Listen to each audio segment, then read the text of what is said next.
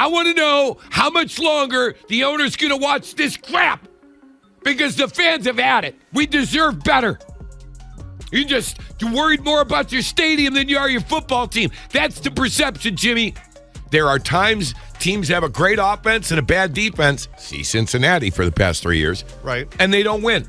Our team had a bad defense and a bad offense. But this kid played well enough offensively last week for them to get a lead, to play with a lead, and they had a laugher, a rare laugher, where they were up 14 points. I want to see him look, a little sharper. I thought some of the passes sailed on him. How much longer are the Browns going to keep asking fans to be patient? How many more elite defensive performances have to be flushed before someone in that building wakes up? Because that 10-sack game, that wasn't just a win over the Raiders. That was a statement, a spark. The first real glimpse this city's had in years of what this team could actually look like when all three phases show up. But here's the part that's got fans and analysts ready to explode. This should have happened months ago. Shad times R. Sanders didn't just walk off a college field and catch fire out of nowhere. He was on the roster. He was ready. He was what the Browns needed. And instead of hitting the gas, the team slammed the brakes. And by the time they realized it, they'd already wasted half the season. Now, the entire fan base, from diehards frozen in cold bleachers to local legends like Tony Rizzo, is asking one loud, defiant question. Why didn't this kid start in week 1? Because all it took was a single game, a single spark at quarterback to unlock the rest of the machine. The defense came alive. The offense stopped gripping the football like a time bomb. The stadium lit up. People aren't just watching again, they believe again. But it shouldn't have taken hitting rock bottom for this to happen. And what that says about this team's leadership might be even more damning than the record.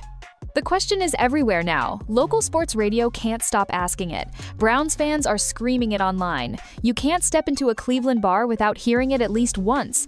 Why didn't Shad times R. Sanders start from week 1? And honestly, that question doesn't just hang in the air, it burns through it. Browns are cool again. Now, do you know what Sunday's going to be like at the stadium? Pandemonium. Do you know how many partner requests we had for the suite? Because everybody wants to see Shadeur's first home game. There's not many guys in the league that can make that throw. So that was a hell of a throw. I hope he can continue to grow and develop for making plays like that, and he'll take it from there. Pete Carroll said, quote, that pass to Isaiah Bond set the tone for the whole game. And the defense couldn't believe they got to play with a lead. And look at what they did. 10 sacks. 10. Because this wasn't some hidden gem who came out of nowhere. This kid didn't appear out of thin air and shock the league. Sanders was on the roster all along. He was in training camp. He was taking reps. He was learning the playbook. He was practicing next to the very same veterans that Kevin Stefanski chose to ride with again. And while those retread quarterbacks stumbled through quarter after quarter, drive after drive, Sanders sat there, waiting, watching, ready, but still ignored. Let's be real. Cleveland has done this dance before. The team clings to veterans like a kid clutching their old security blanket, hoping consistency will magically appear. Names change, outcomes don't. And 2023 was no different. Until Sanders took the field. But here's what makes this more than just another QB controversy.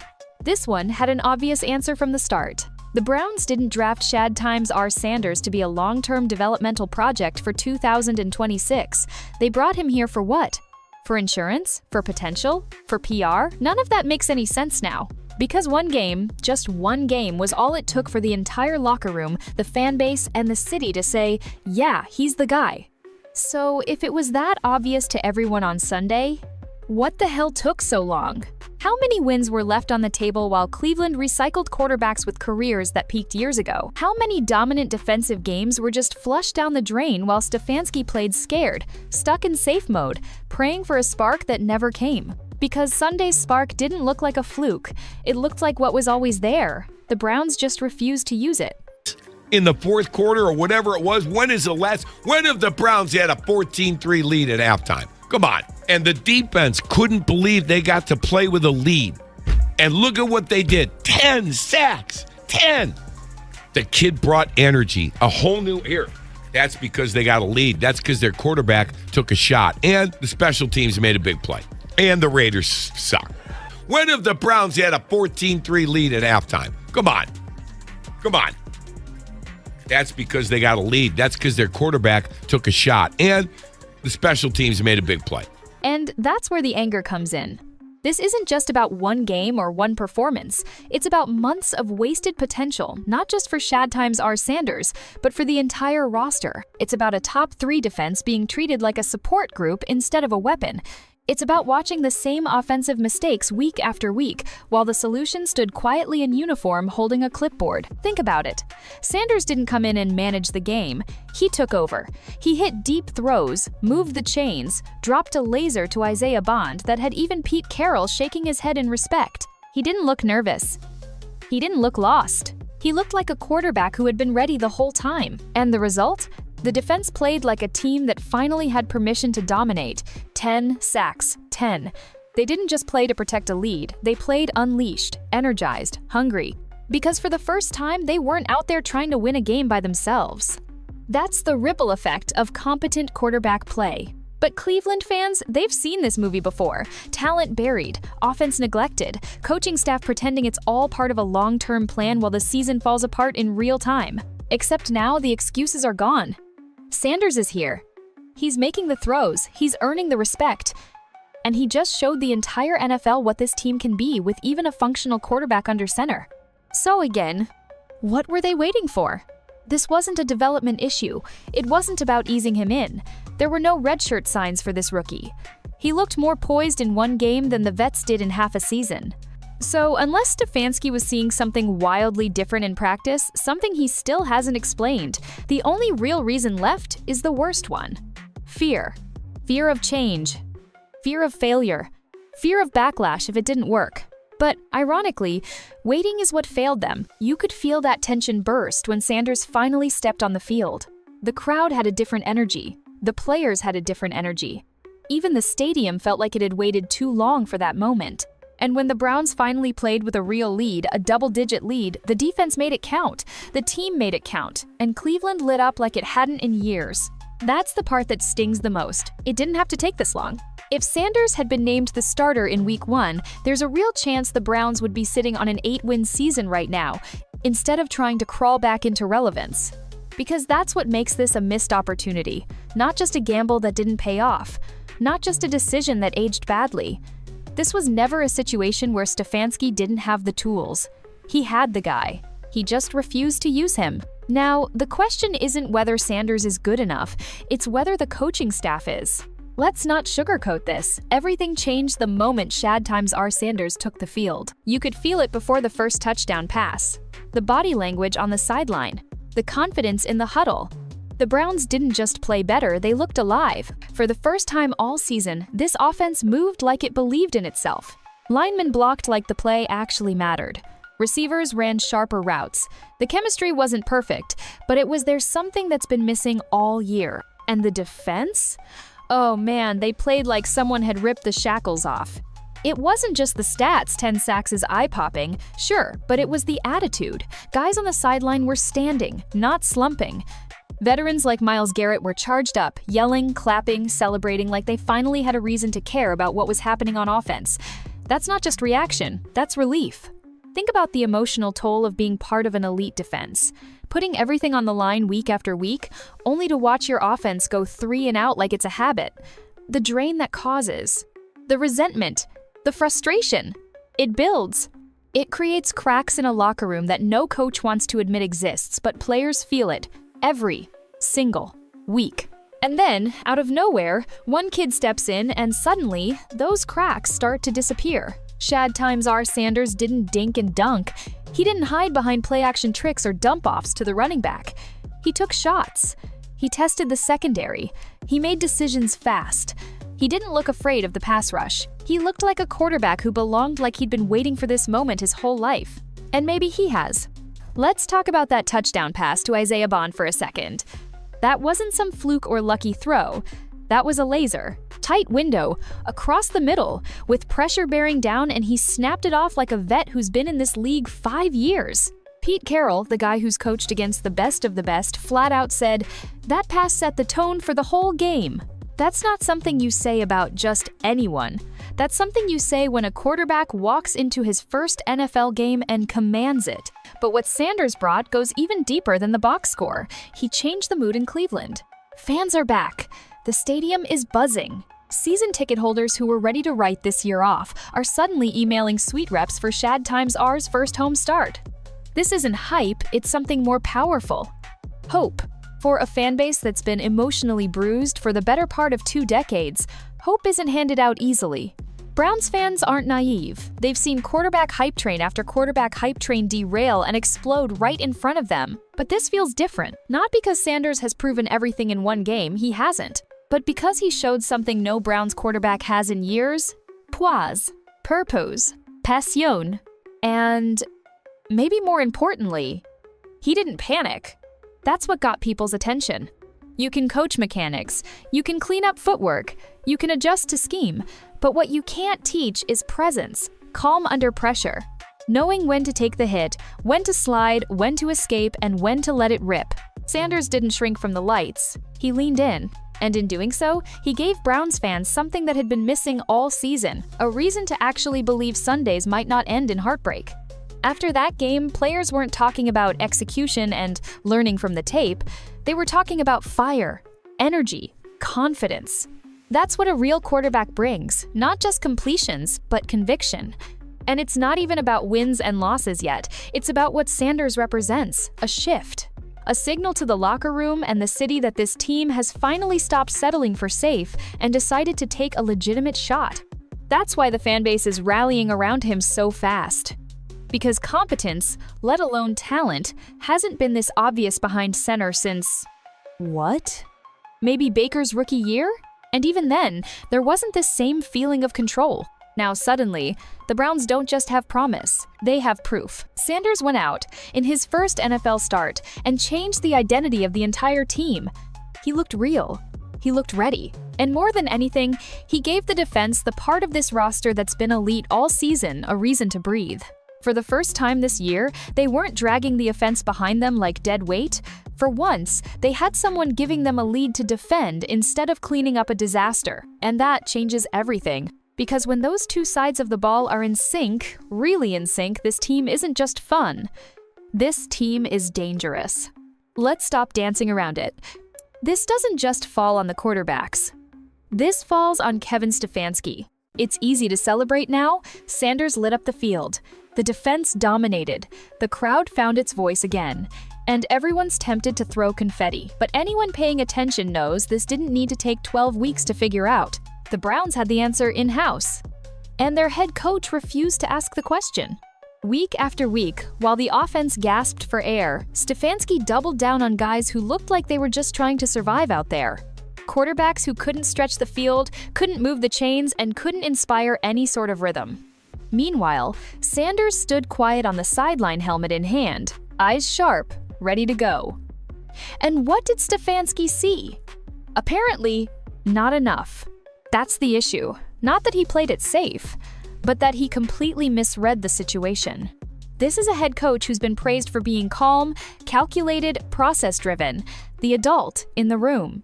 But sometimes being the adult means knowing when to take a risk, when to shake things up, when to bet on your own talent. And he didn't. He hesitated. He clung to the known instead of trusting what was right in front of him. And now that everyone has seen what Sanders can do, those decisions look less like caution and more like incompetence. Think about what Stefanski did know heading into this season. He had a defense stacked with Pro Bowl talent, playing at a championship level. He had offensive experience across the board, from O-line to running backs to tight ends. What he didn't have was a quarterback who could make the system go. And instead of trying the one unknown who could actually move the ball, he handed the reins to quarterbacks who had already failed on other teams. Guys who looked hesitant the second the pocket collapsed. Guys whose ceiling was, don't screw it up. Newsflash, playing not to lose almost always guarantees just that, a loss. So if Stefanski's plan was to ride a safe bet into postseason contention, it was a delusion from day one. There was nothing safe about those first 10 weeks. The team was flat. The offense was stale. And the longer he stuck with it, the more obvious it became. Stefanski was coaching scared. Scared to admit a mistake. Scared to make a bold pivot. Scared to hand the offense over to a rookie and risk public backlash if it didn't go perfectly. Well, guess what? It didn't have to be perfect, just better than lifeless. And that's what makes Monday morning so brutal. Not because fans are panicking. Not because the playoff picture is cloudy. But because now everyone sees it, this team had more in the tank the whole time. The proof is live on tape. One spark, just one, and suddenly, the defensive line becomes monstrous. The special teams show up, and the offense looks like it belongs in the NFL again. All because the one guy who hadn't been given a shot finally got one. And let's not ignore what happens in the locker room after a move like that. When a rookie steps in and earns the team's trust so quickly, players start asking their own questions. Why didn't we do this earlier? How different could the season be right now? Does our coach really know how to use the talent on this roster? Those are poison pills for any locker room. Because the second a team senses leadership, indecision, or worse, stubbornness, they stop buying in. They start tuning the coach out. Not out of malice, out of survival. You only get so many chances to convince a roster you have a vision. Miss too many of them, and it's over. Quietly, mentally, permanently. And if Stefanski loses this group now, he may never get them back. That's why this next stretch matters far more than just wins and losses. It's about credibility. It's about trust. Stefanski has to prove that he can adapt, that he's not just a technician with a headset, but a leader who actually listens to what the game is telling him, because what the game is saying now is loud and clear. Sanders gave this team more juice in 4 quarters than any quarterback has all season. He moved the ball. He moved the chains. He moved the defense into attack mode. And whether fans want to admit it or not, he exposed exactly how conservative and mismanaged this offense has truly been. So Stefanski's on the clock now. His system isn't the issue. His decisions are.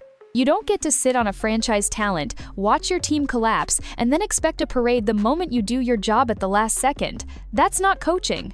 That's CPR on a flat line. And if things go south again, if Stefanski panics the second a rookie makes a mistake and flips back to the safe option, then fans already have their answer. It's not just quarterback the Browns need to upgrade. Now that the dust has settled and the adrenaline's cooled just a little, one question is echoing louder than ever in Cleveland. Is this it?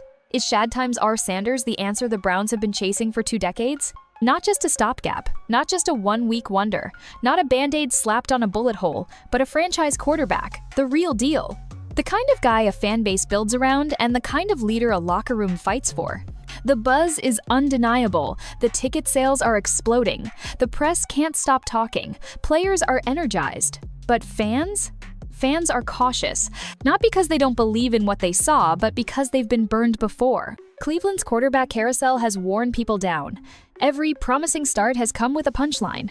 Every flicker of hope has been followed by another fumble on or off the field. From Johnny Football's spiraling chaos, to Baker Mayfield's meteoric rise and thunderous fall, to the mirage that was the Joe Flacco miracle run, it's always something. A spark, then disappointment. A flash, then fallout. But this one's different. At least, it feels that way. Sanders didn't just pile up garbage time stats or dink and dunk his way to a manageable debut. He took command. He threw strikes into tight windows. He took hits and kept firing. He showed something that's rare in young NFL quarterbacks. The moment didn't scare him. If anything, he looked like he was enjoying the pressure. That kind of poise doesn't just show up randomly on game day. It's built. It's earned. And what stood out wasn't just the tape, it was the intangibles. The way he directed the offense, the way he connected with teammates. The body language that said, "I've got this," even when the pocket was collapsing. And that pass to Isaiah Bond? It was more than just a highlight. It was a warning that this kid's ceiling might be way higher than anyone in Berea originally thought. Of course, one game doesn't make a franchise quarterback. Sanders has to prove he can keep delivering. He has to show growth, consistency, durability. And most importantly, he's going to have to prove he can take a few punches along the way and still get back up swinging. Because make no mistake, the biggest test is coming fast. This Sunday, it's San Francisco, one of the league's nastiest defenses. A front line that can crush a pocket in 2 seconds. A secondary that disguises coverage like a Vegas magician. There will be mistakes. There will be pressure. And there will be hits. But that's what makes it so damn compelling. This is the moment every Browns fan has been waiting for. Not because they expect Sanders to be perfect, but because they finally have a quarterback worth watching. A guy who might actually push the ball downfield without panicking. Who can extend drives, not just avoid disaster. A QB who can bring the offense into the modern era instead of dragging behind the defense like an anchor. Stefanski can preach caution. The media can talk about development windows and learning curves all they want. But this city knows what it saw on Sunday, and it knows the stakes of what's coming next. Because here's the truth. If Sanders holds his own against San Francisco, the conversation changes forever. You don't bench a young quarterback who just hung tough against a top 5 defense. You don't draft another QB when the one you've got is winning your locker room. And you definitely don't waste time pretending he's just a fill-in if he keeps giving you a real shot to win on Sundays. So, can Shad times R. Sanders be the franchise guy? Yes, if the coaching staff gets out of his way. Yes, if the front office stops chasing next and starts trusting now. Yes, if they commit to building around him instead of doubting him the second something doesn't look perfect on film. Because the tools are clearly there. The arm talent, the poise, the swagger, the ability to energize an entire team. That's not normal rookie stuff. That's franchise-level spark. Something that doesn't show up on a stat sheet, but changes everything about the way a team carries itself. And make no mistake, if Sanders keeps riding this momentum, it won't just be Cleveland watching. The entire league will take notice. Defensive coordinators will start game planning differently. Broadcast crews will start saying it out loud. This kid is for real. This kid might be the guy. But it starts now. The next 6 games are the audition of a lifetime. Every snap is a chance to prove this wasn't a fluke. Every week is an opportunity to slam the door on the narrative that Cleveland still needs to find a quarterback. He's here. Now the Browns have to trust it. Because if they don't, and they draft another guy, and they toss Sanders aside for another project after what we just saw, then the problem isn't development. The problem is decision-making.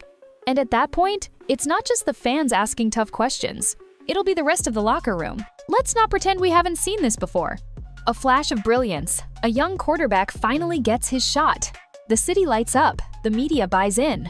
And just when it starts to feel real, the coaching staff panics, slams the brakes, and sends everything back to square one. That's Cleveland's pattern. And now, after years of heartbreak, after a defense that's been dragged through the mud waiting for someone to match their effort, after a fan base that's been lied to again and again, the Browns finally have a quarterback worth watching. So here's the terrifying question no one in the front office wants to answer.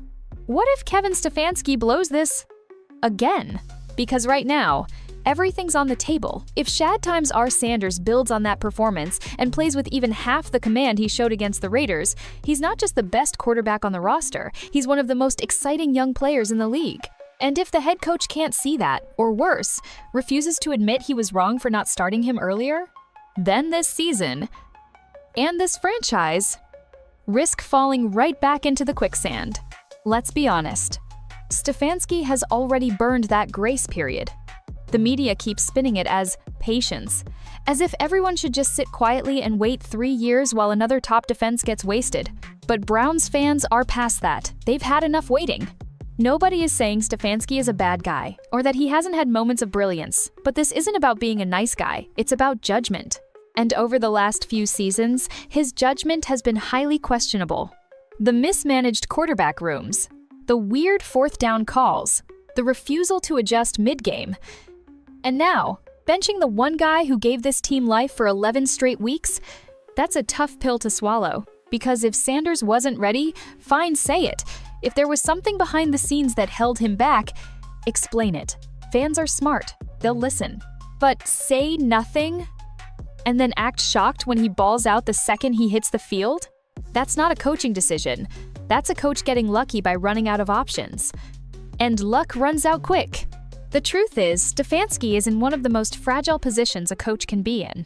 He's got the pieces, an all-world defense, a stacked O-line, talent at the skill positions, and now, finally, a young quarterback showing promise. If he messes this up now, he's not just losing games, he's losing the culture. And once you lose that, good luck getting it back. Because the players, they see it. They know when the backup is better than the starter. They feel it when the guy in the huddle gives them energy. And most importantly, they know when the coach is fumbling the bag. All it takes is one wrong move, one blown opportunity, one moment of hesitation, and the locker room tunes you out. Just like that. They won't say it to the press, they won't tweet it, but that energy changes. That buy-in disappears. And a team that looked playoff ready becomes just another disappointment. And let's not ignore what's coming. 6 games against some of the toughest opponents in the league. Sanders will be tested, he'll make mistakes. There will be picks, there will be misreads. There will be drives where he looks like a rookie, because he is one. But that's not the danger. The danger is how Stefanski reacts. If he panics, if he gets tight again, tries to reel everything in, dials back the playbook, benches Sanders the second something goes wrong, then this entire spark dies. And fans will know exactly who to blame. Because this time, there's no mystery. Everyone saw what Shad times R can do. The locker room bought in, the media bought in, the city bought in, the energy is there. And if leadership won't ride that wave even when there are rough patches, then this isn't just about one bad decision. It's about a head coach who never believed in his own team. That's what's at stake.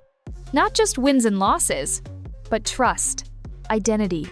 The sense that Cleveland, finally, maybe, had built something sustainable. Shad times R Sanders might be the missing piece, but if the man in charge doesn't know where to put it, it's all for nothing. So yeah, the next game matters. But so does the reaction after the game. Will Stefanski ride with the rookie? Will he give him real leash to grow? Or will he do what Cleveland leadership has done for decades? Hit the eject button too soon? Because this isn't about one spark anymore. It's about a moment. One that could define the rest of Stefanski's career and the course of the Browns' future. Sunday is going to be loud, and not just game day loud. We're talking different loud, the kind of loud that feels personal. Because for the first time in a long time, the Cleveland Browns are walking into their stadium with more than just a shot. They're walking in with belief. Sweet requests are blowing up. Fans are racing to buy jerseys. People who gave up on this team weeks ago are now scrambling for tickets, texting friends, trying to be part of something. And what exactly is that something? Hope. But not just any hope. Not the blind preseason optimism every NFL fan experiences in August. This hope comes after the pain, after the blown leads, after the wasted performances, after watching an elite defense suffocate every week under the weight of an offense that couldn't put points on the board. This hope is hard-earned. And Browns fans are making that known. The crowd on Sunday won't be there just for tailgates and highlight reels. They're there to send a message. Not just to the Raiders, not just to the 49 heirs, but to the entire organization. That message? You finally lit the fire. Now don't you dare snuff it out. Because this isn't just about Shad times R Sanders starting another game. It's about momentum. It's about a fan base that has seen this team go through every version of failure imaginable and still showed up. And now that you've got them back, asterisk, asterisk, you better hang on. This city has seen talent wasted, coaches come and go, quarterbacks shuffled like cards in a losing hand. But something about this moment feels unique. Something about this energy feels like a crossroads. And the real fear isn't that Shad times R Sanders might stumble. That's expected. He's a rookie, after all. The fear is that the moment things get hard, the Browns will go back to hiding, back to overcoaching, back to playing it safe, back to the trust the process speeches that mean nothing when the product on the field looks stuck in purgatory. And that's the one thing this fan base won't tolerate anymore, because now they've seen what the offense looks like when the quarterback isn't scared to throw past the sticks. They've seen what the defense looks like when it's protecting a lead, not just its pride. They've seen what this team can be. So if Kevin Stefanski or anyone in that front office tries to walk this decision back, the second Sanders throws an interception or loses a tough game, they'll be the only ones in the stadium who still don't get it. And they'll feel it. The boos won't be polite. The pressure won't be subtle. The fan base won't be passive. Because this is personal now. This isn't about a playoff run. It's not even about a winning season anymore. It's about trust. It's about accountability. And on Sunday, every cheer, every chant, every decibel of noise is going to carry the same message. Let the kid cook. Let him grow. Let him make mistakes. Let him learn under the lights, not from the bench. Because if this team backpedals now, if it slips right back into the cycle instead of breaking it, everything Shad times R sparked will vanish just as fast. And Browns fans aren't stupid, they've felt that before. The hype, the hope, then silence. The media forgets. The stadium empties. The same narratives return. Cleveland can't figure it out. They're cursed. They blew it again. But here's the difference this time. The fans are demanding control of the story. They're not waiting quietly for post-game soundbites or PR spin. They're showing up, showing out, and speaking up. They're saying, "You've got something real here, don't mess it up." Because at the end of the day, fans know what a franchise quarterback looks like. They've seen the great ones. They've studied the teams who figured it out: Mahomes in KC, Burrow in Cincinnati, Lamar in Baltimore. You know what those franchises didn't do? Bench their guy the second the road got rough. They leaned in, they trusted the moment, they gave their quarterback the time and space to lead. And now those teams aren't just contenders, they're believers. That's what's on the table in Cleveland right now. Real leadership, real direction, real belief. And on Sunday, that stadium? It's going to sound like a city that's been waiting 2 decades to explode with it. There's no more room for fear, no more patience for playing it safe, no more appetite for excuses. The Browns are finally fun again. Now prove you can keep it that way. Shad times R. Sanders gave the Cleveland Browns something to believe in, but this story, the one that's unfolded over the last few weeks, isn't just about him. It's about what he exposed, what he sparked, and most importantly, what he forced this franchise to confront. Because for years, the Browns haven't been short on talent. They've had elite defenders, Pro Bowlers, strong draft classes, even coaching staffs labeled as innovative, disciplined, or future-focused. But if we're being brutally honest, they've all been wrapped in a losing culture, a system that plays not to lose, a mindset that protects its decisions more than it nurtures progress, a team constantly 5 steps behind everyone else, overthinking while others are winning. And then, a rookie steps in, and in one game, flips the entire mood of the franchise. That's not normal. That's not luck. That's a wake-up call. Because what Sanders brought wasn't just a better arm or quicker decisions. It was energy, urgency, juice. Whatever you want to call it, it was something raw and real that no stat sheet can quantify. And when a performance like that suddenly makes your entire operation look outdated, hesitant, and slow, you don't dismiss it. You don't explain it away. You adjust. Or you get left behind. The Browns now sit at a familiar intersection. One path leads to something they've never truly had: a real football identity, built around a young quarterback who's not afraid of the big moments, supported by a defense that isn't just elite but galvanized, powered by a locker room that finally has an emotional center. The other path? More fear, more overcorrection, more arguments about readiness and future drafts and roster construction. And if they go that route, if they protect the system more than they empower their spark, then that'll tell you everything you need to know. That it was never about winning. It was about control. Because the Browns don't need another restart. They've already reset everything: coaching staffs, general managers, draft picks, even stadium blueprints. But no matter how many times they hit the reset button, the result never changed because the culture didn't. Losing was always just one decision away. Hope was always fragile. Players came and went, but the indecision stayed. Until now. Shad times R didn't just show he's capable. He showed what's been missing.